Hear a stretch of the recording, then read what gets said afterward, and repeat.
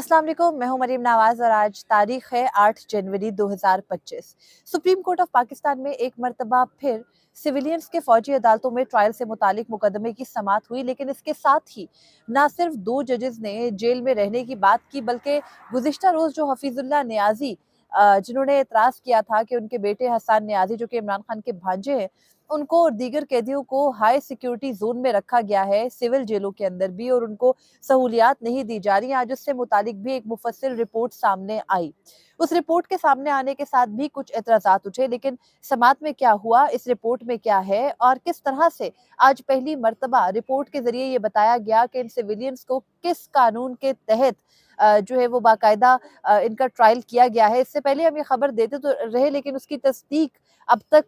जो फौजी अदालतें हैं उनसे आने वाली रिपोर्ट से नहीं हुई थी, मगर आज हो गई है। इसकी तफसीलात भी आपके सामने इसी व्लॉग में रखूंगी। तो आज सुप्रीम कोर्ट ऑफ पाकिस्तान में वजारत दिफा के वकील यानी फौजी इस्टेब्लिशमेंट के वकील ख्वाजा हारिस के दलाइल शुरू हुए, और उनके दलाइल आज भी मुकम्मल नहीं हो सके, क्योंकि उन्होंने आज तक का वक्त लिया था और बताया था कि आज वो अपने दलाइल मुकम्मल कर लेंगे, लेकिन ऐसा नहीं हुआ। ख्वाजा हारिस ने अपने जो उनके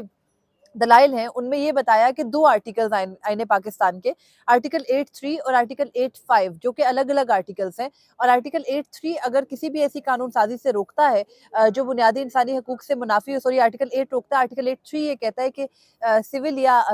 किसी भी तरह की जो अफवाज हैं और उसके अलावा जितने भी कानून नाफिज करने वाले इदारे हैं उनके लिए कानून साजी में अगर बुनियादी इंसानी हकूक को मलहूज़ खातिर ना भी रखा जाए तो कोई मसला नहीं है, लेकिन उसमें सिविलियन ट्रायल नहीं होंगे। लेकिन आर्टिकल 85 वहीं पर इजाजत देता है कि अगर आईने पाकिस्तान किसी कानून साजी की इजाजत दे, किसी चीज की इजाजत दे, तो वो हो सकती है। तो ख्वाजा हारिस के टोटल आर्ग्यूमेंट इस मुकदमे में ये है कि जो सुप्रीम कोर्ट ऑफ पाकिस्तान का जस्टिस मुनीब अख्तर का 23 अक्टूबर 2023 का फैसला है, बाद में तफसीली फैसला उसका सामने आया, तो उस फैसले के मुताबिक आर्टिकल 83 और आर्टिकल 85 के दरमियान एक फर्क है। उस फर्क को मलूज़े खातिर रखें और सिविलियंस का फौजी अदालतों में ट्रायल हो सकता है।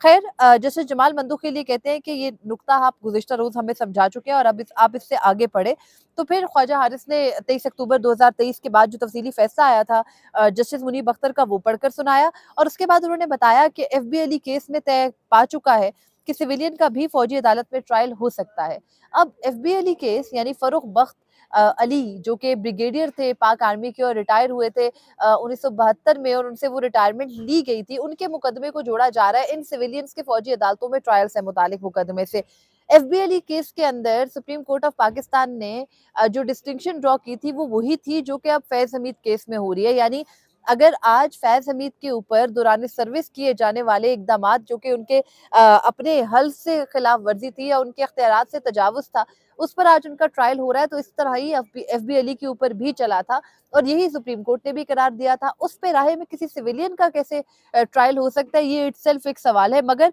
ख्वाजा हारिस जिनके पास यूजुअली अब दिफा नहीं है और कोई बहुत ज्यादा जो सवालात उनके सामने किए जाते हैं उन पर हम ये तो नहीं कह सकते कि वो तैयारी के साथ नहीं आते, मगर उन सवालात के शायद जवाब बनते भी नहीं है और इसी वजह से उनका डिफेंस थोड़ा कमजोर हो जाता है। और उन्होंने आज भी FB अली केस का हवाला दिया कि उसमें तय हो गया था कि सिविलियन का फौजी अदालत में ट्रायल हो सकता है, और FB अली जो थे वो रिटायर थे और रिटायर्ड फौजी का जो है वो उस वक्त कोर्ट मार्शल किया गया था, तो उसी पर अमल करते हुए आज फैज हमीद का हो रहा है और फैज हमीद पर किसी को कोई एतराज भी नहीं है। मगर बहरहाल जस्टिस जमाल मंदुख के लिए कहते हैं कि मौजूदा केस में 9 मई वाले मुल्जिमान तो आर्म फोर्सेस से ताल्लुक नहीं रखते थे, और आजकल एक इस्तिलाह है एक्स सर्विसमैन की। उन्होंने कहा कि ये तो एक्स सर्विसमैन भी नहीं थे, तो आपने इनको कैसे जो है वो जाकर सिविल फौजी अदालतों में ट्राई कर लिया। तो उसके बाद उन्होंने कहा कि अगर हम शहरी की भी इस्तिलाह इस्तेमाल करें तो सवाल ये है कि सिविलियन का फौजी अदालतों में ट्रायल किस हद तक हो सकता है। जस्टिस जमाल मंदुखेल, इस बेंच के अंदर थोड़ी डिस्टिंक्शन है। Justice Jamal Mandokhail, justice Musarrat Hilali, justice Naeem Akhtar Afghan, justice Shahid Bilal, गो के जस्टिस शाहिद बिलाल बोलते कुछ नहीं है, लेकिन ये मेरा एक आप कह लीजिए अब तक का उनके बारे में बनाई गई ऑब्जर्वेशन या जितना मैं जानती हूँ उससे मुतालिक एक मेरी सोच है कि वो जस्टिस जमाल मंदुखेल की तरफ की उनका ही झुकाव होगा, ना कि वो सिविलियंस का फौजी अदालतों में ट्रायल जो है वो उसकी तौसीक करेंगे, बल्कि उसकी मुखालफत करेंगे, ये मेरी राय है। तो इस बेंच के अंदर तफरीक वाज़ेह होती जा रही है, 4-3 की तफरीक है, लेकिन in the end of the day हमने देखना है कि क्या माइट इज राइट वाला हिसाब भी होगा, वही फैसला आएगा जो लेना चाहती है इस वक्त की फौजी एस्टैब्लिशमेंट, या फिर जो जजेस का माइंड है जो हमें दौरान समात नजर आ रहा है वही एंड पर उनके फैसले में भी रिफ्लेक्ट होगा। तो जस्टिस जमाल मंदोखेल तो इस बात से अभी तक कन्विंस्ड कहीं पर नजर नहीं आ रहे कि सिविलियंस का फौजी अदालतों में ट्रायल हो सकता है या किसी भी सिविलियन को फौजी जो एम्बिट है उसमें ले जाया जा सकता है। मगर जस्टिस मुसरत हिलाली भी ये कहती हैं कि सिविलियन का मिलिट्री कोर्ट में ट्रायल एपीएस जैसे मुजरिमान के खिलाफ ट्रायल जैसा था। वो कहती हैं कि क्या आप सब सिविलियंस के साथ वही बर्ताव कर सकते हैं जैसे एपीएस सानहे में के जो मुजरिमान थे उनके खिलाफ किया गया था। तो इस पर वजारत दिफा के वकील ये कहते हैं कि बुनियादी हकूक तो फौजी ट्रायल में रहते हैं, इस बारे में अदालती फैसले मौजूद हैं, मैं आपको बताऊंगा। उसके बाद जस्टिस मोहम्मद अली मजहर ने यह भी कहा कि हमें ये बताएं कि मिलिट्री कोर्ट से मुतालिक बैनुल अक़वामी प्रैक्टिस क्या है। अब बैनुल अक़वामी प्रैक्टिस के हवाले से अगर हम बात करें तो जब मिलिट्री कोर्ट से 21 और 26 दिसंबर 2024 को सजाएं सुनाई गई थी तो एफसीआर के प्लेटफॉर्म पे हमने आपको बार बार ये बताया कि कैसे जो इंटरनेशनल पाकिस्तान की कन्वेंशन है या जो इंटरनेशनल पाकिस्तान के मुख्तलिफ कवानीन या इंटरनेशनल प्रैक्टिसेस हैं उनके मुताबिक ये जो सिविलियंस का फौजी अदालतों में ट्रायल है ये किसी भी तरह से कानून से, आइन से, दुनिया के कन्वेंशन से, दुनिया की रिवायतों के बरखिलाफ है। इस पर दुनिया बाकायदा आवाज उठा चुकी है। तो आप जितनी भी इंटरनेशनल जूरिस्प्रूडेंस पेश करेंगे वो दहशतगर्दों के जुमरे में आपको जरूर मिलेगी, लेकिन सिविलियंस के जुमरे में नहीं मिलेगी। आप सिविलियंस को किसी जमहूरी मुल्क में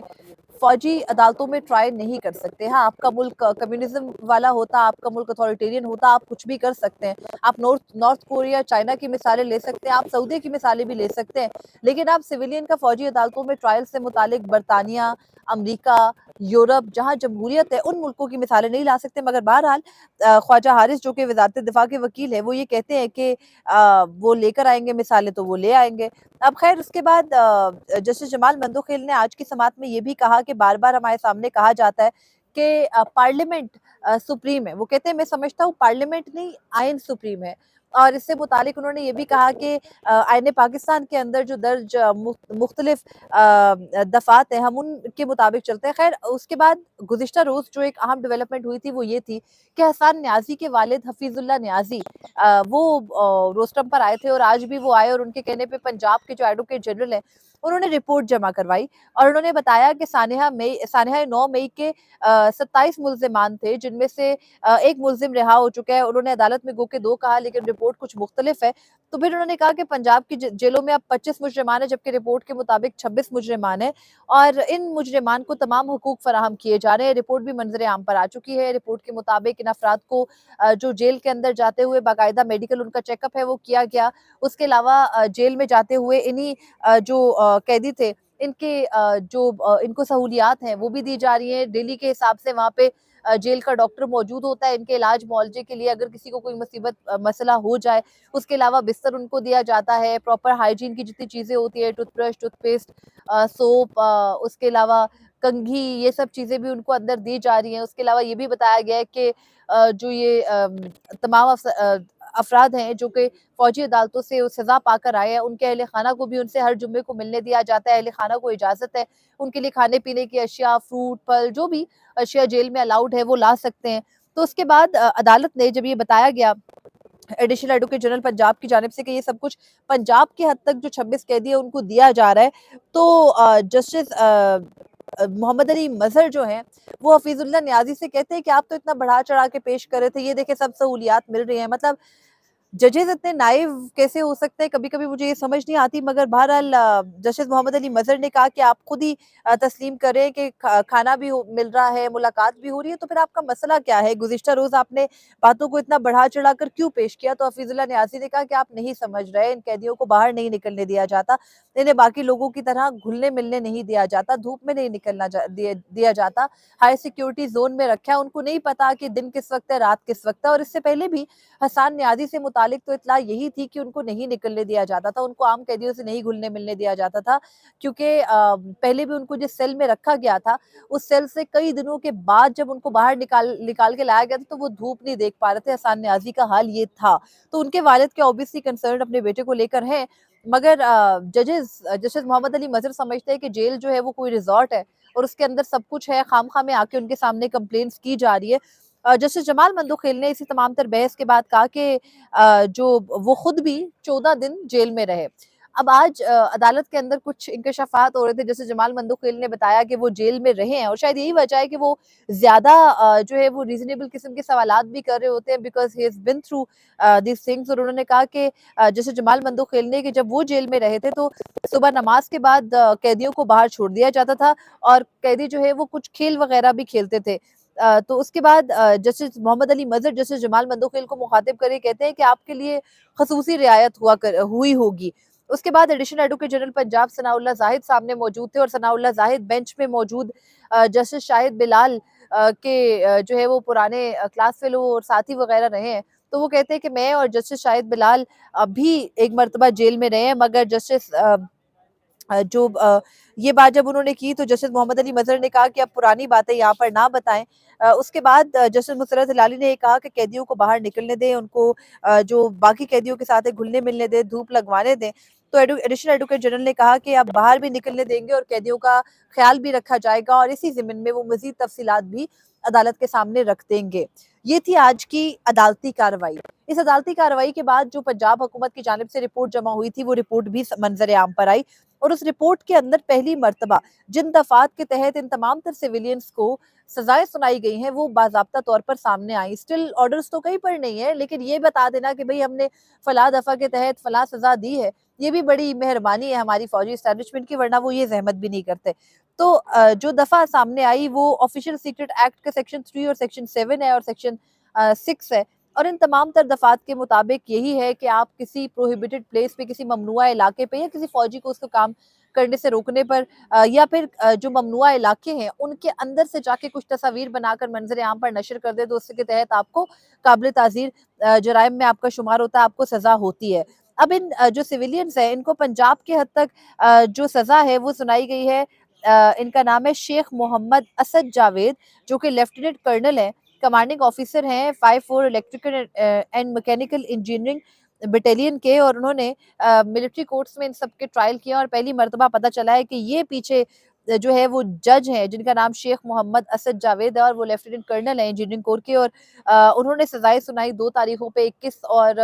26 دسمبر کو. اور ان میں پنجاب کی حد تک یہ تمام تر تفصیلات سامنے آئی ہیں. اس میں سہولیات کا ذکر ہے، اس میں ناموں کا ذکر ہے، اور پنجاب کا ہی یہ بھی بتایا گیا ہے کہ ایک قیدی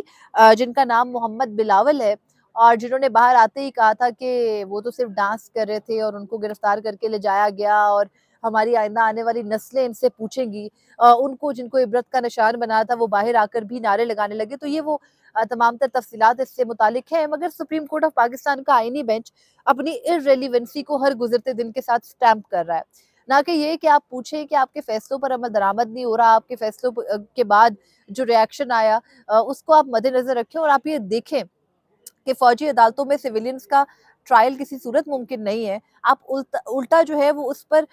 مانگ رہے مزید توجیحات کہ ہمیں آ کر بتائے تاکہ ہم فیصلہ دے سکیں. ان ججز کے اندر جسٹس امین الدین خان اور جسٹس محمد علی مظہر سر فہرست ہے، جو ہر صورت چاہتے ہیں کہ کسی طرح سے اگر کوئی نہیں بھی ڈیفنس مل رہا ہے یا کوئی نہیں بھی وجہ مل رہی تو وہ وجہ نکال کر ان سیویلینز کا فوجی عدالتوں میں ٹرائل جو ہے وہ اس کو لیگلائز کیا جائے اور قرار دیا جائے کہ بالکل ہو سکتا ہے. اور کسی طرح سے پاکستان تحریک انصاف کو اس وقت کی فوجی اسٹیبلشمنٹ اور حکومت کی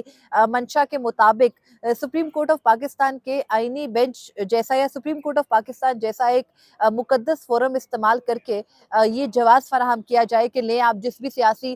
قیدیوں کو جو ہے وہ ٹرائی کرنا چاہے کر سکتے ہیں. لیکن رکاوٹ بن رہے ہیں آئینی بینچ کے کچھ ججز، اور شاید آئینی بینچ کے وہ ججز یہ بھی جانتے ہیں کہ اگر وہ یہ کریں گے تو مستقبل میں وہ آئینی بینچ کا حصہ نہیں رہیں گے. لیکن ایسی صورتحال میں